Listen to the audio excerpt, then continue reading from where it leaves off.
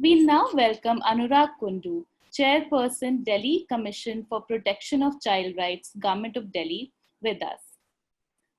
Prior to joining Delhi Commission for Protection of Child Rights, as chairperson, Anurag has been involved in the work of implementation of Right to Education Act for several years.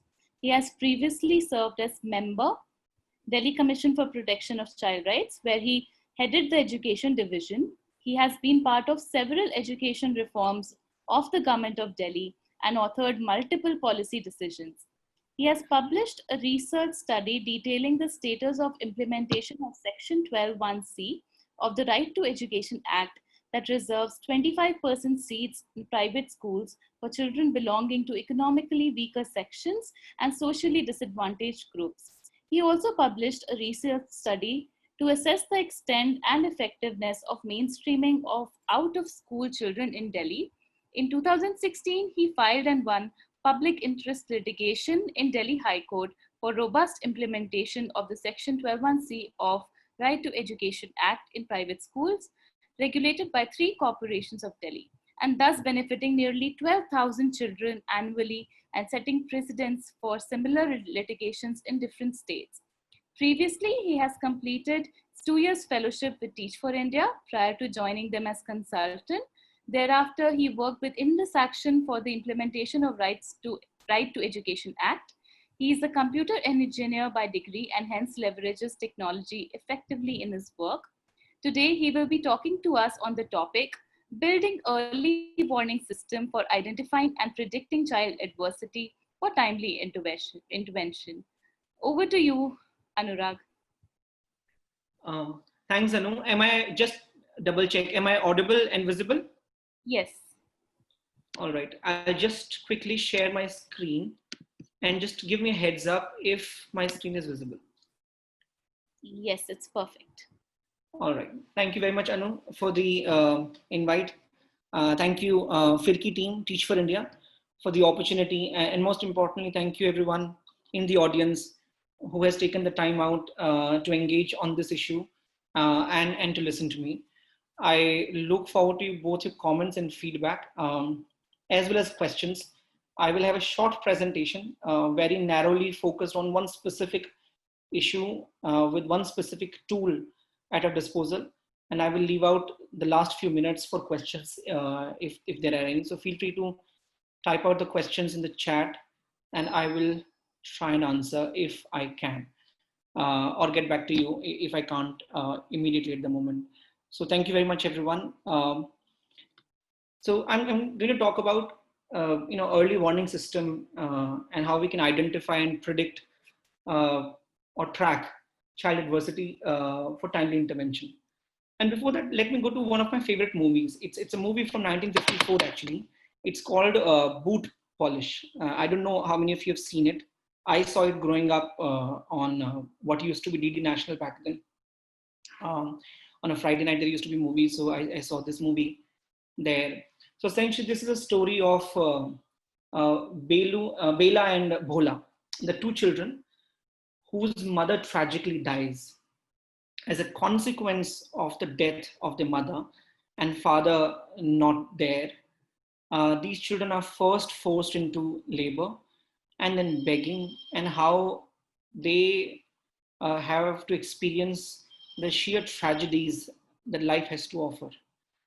And I think one of the other protagonists, the main character, is John Chacha, who's the sort of the adult in the photo.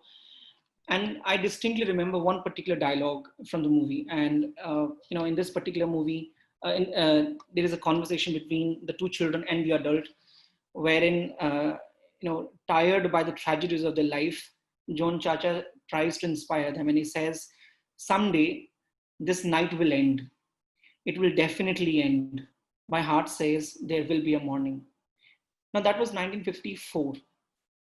Now from 1954, we are in 2020. And I'll get back to you why this particular movie portrays the realities of millions of our children even today. But before that, just a recollection. So the mother of the 2 children dies. Consequently, they are forced into labor. to work as children labor, then forced into child begging, and a whole range of tragedies follow these children. So let's start with the basic. 97% and ASAR year after year, and the UDICE data and various other data shows year after year that nearly all our children are in schools now. 97.2% children, according to the latest 2018 ASAR report, says are enrolled in schools. The overall population of girls, in fact, boys as well, I've picked up girls because historically the enrollment of girls has been an issue. But the overall population, the proportion of the girls between 11 to 14 years of age has also fallen to 4.1%, which is outside school. So roughly 96% of girls in this age group are also enrolled in schools. And similar has been the progress made for the girls or the boys in the age upwards as well. So by and large, the summary of any report that comes out in education is that nearly all our children, 97% plus of our children, are enrolled in schools. So that means they are registered somewhere with the government, and the details are captured there. But here is a question. Are they attending the school? And we do not have any sufficiently robust data on this issue. The UDICE data, which is the country's single largest data collection framework on school systems, which is essentially a collection of database of almost 15 lakh schools, and a very comprehensive data, and the data we typically refer to for most analytics that we do, or for most reports that come out in the education space, does not collect students' data. And what in terms of data we collect and what we do not collect is quite telling in itself. Because what we do not collect is a signal that does not matter to us. So UDICE, the single largest school database, does not ask for students' attendance data. By and large, when it comes to the discourse or the discussions in the education sector, largely it's limited to the enrollment, which is what even I began with, and quickly transitions to learning outcomes, which it should. But we miss out on critical element of discourse, which is, are the children attending to begin with? So then the question is, why are we overlooking such a crucial data that we can easily capture and is anyway recorded at a school level of every child? So we parallelly try to understand why is it that children do not attend schools. And of course, there are 100 reasons children do not attend school on a sustained basis. Some of them, and I'm talking of long absences, I'm not talking of absences for a day or two. Children typically absent schools or do not attend schools out of a number of reasons. They could be migration, or a chronic disease, or a severe health condition, death of a loved one, as was the case in the movie called Boot Polish that I begin with, being forced into child marriage or being forced into child labor, or psychological issues such as bullying at the school, or any other issues. The point is, children do not attend schools because they are in an adverse condition or adverse situation that them or their families are not able to overcome. And it could be any of these or any other for that matter. But the point, the single line inference is that they are in an adverse situation that their families are not able to overcome. So that means a child's long absence is indicative of child adversity. Now let's look at what happened. We started examining the Delhi government schools data. And here's what we found.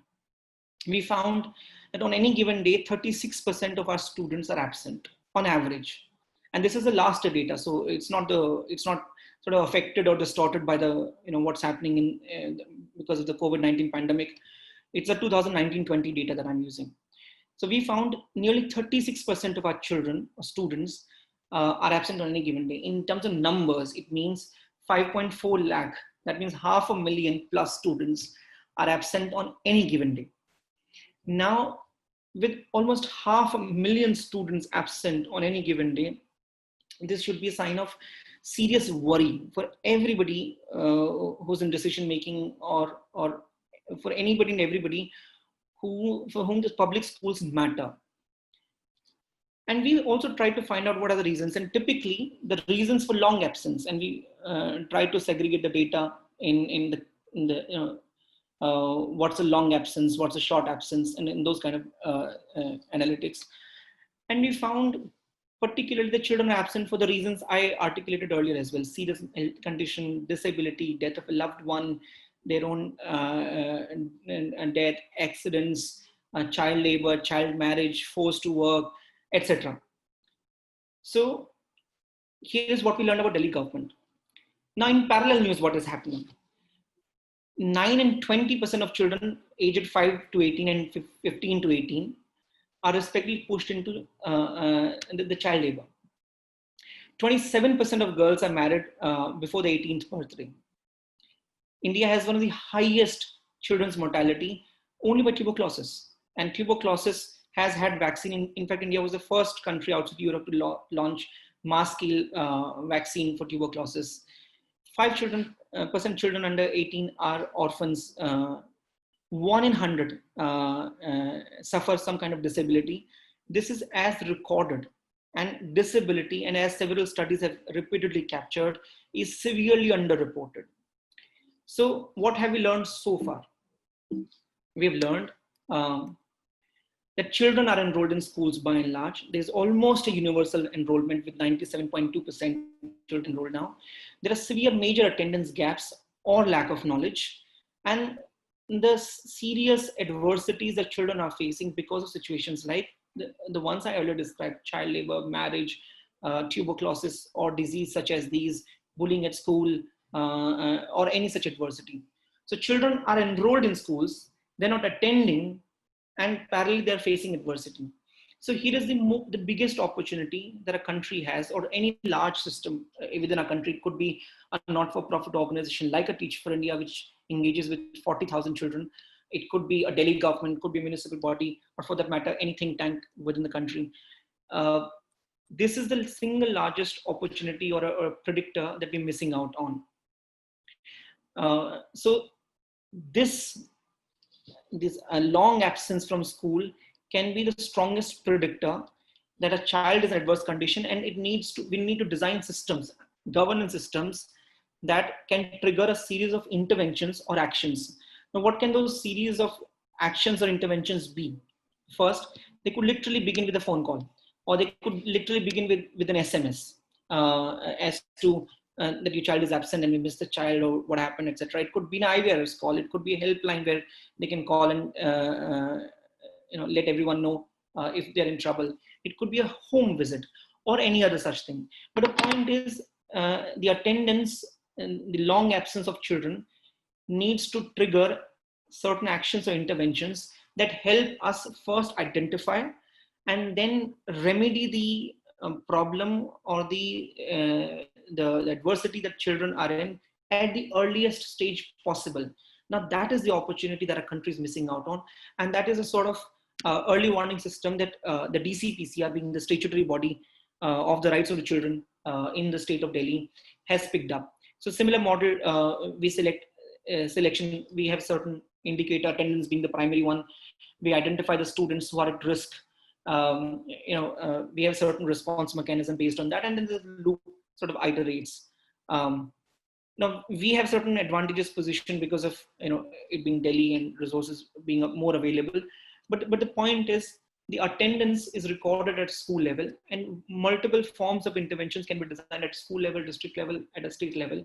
So that's a sort of the opportunity that I thought I bring to everyone's attention in the education sector, and that we can use for early warning of child adversity, identifying it in time, fixing it, and then tracking as to what happens to the child.